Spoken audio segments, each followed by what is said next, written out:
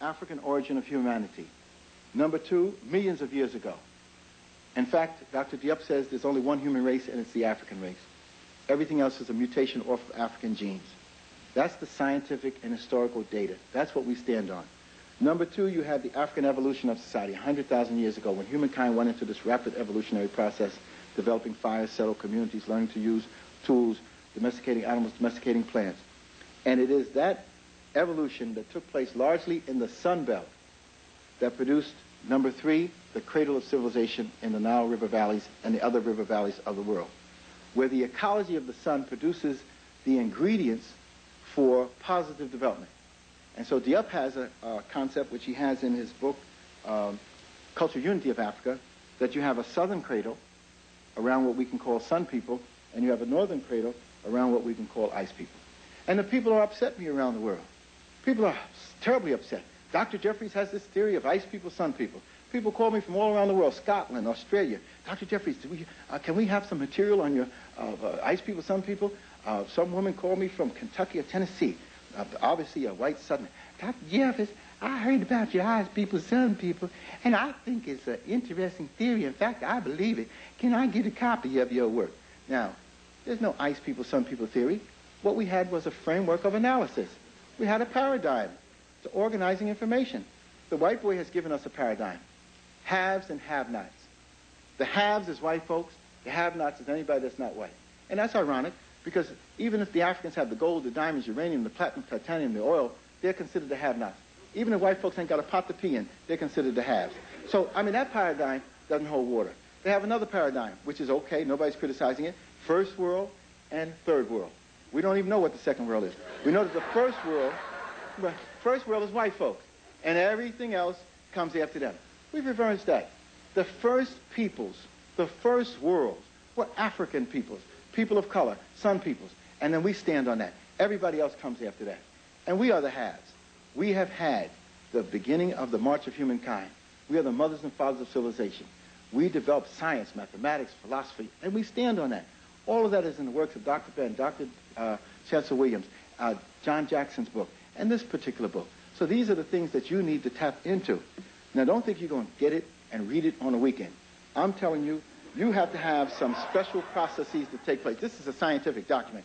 This was designed to deal with all of the BS that white folks have put up, the falsifications that they put up. So you got to take this slowly but surely. And over the years, it may make sense to you. I'm telling people, take it and put it on your night table. Either put it on top of your Bible or move the Bible over, or the Quran. But put it on the top of the night table. And then the knowledge and information we have is such now that you're going to have to deal with the Bible in an African way. Most of you have been reluctant. But we are now developing study groups and whatnot all around the country in the churches. I came from Fort Lauderdale, where they have study groups in the churches. And one of the things that we just had a visitor, a house guest this past weekend, this is a brother who's produced this book that you have to get a hold of. I brought a number of them. We have them available for you just as the Diop book. And, you know, I know you're saving money to buy some shirts and some, you know, and some patent leather Kenty shoes. But these are some of the things that you need to get. Now, this is a 2-volume study, expensive but well worth it, The Black Presence in the Bible by Reverend Walter McCrae. The brother's very beautiful, a member of ASCAC organization based in Chicago, put a lot of work into putting the truth of the people of the Bible. The people of the Bible were not European. They were Africans or people of mixed African blood. And you have to begin to deal with that. In our lessons, we're going to put the 10 major historical figures in the Bible and all of their 10 African wives. Each of them had an African wife. Now, it's ironic that in Jewish tradition, in the Orthodoxy, that if you are an Orthodox Jew, you cannot be a true Jew unless you pass through the women's line.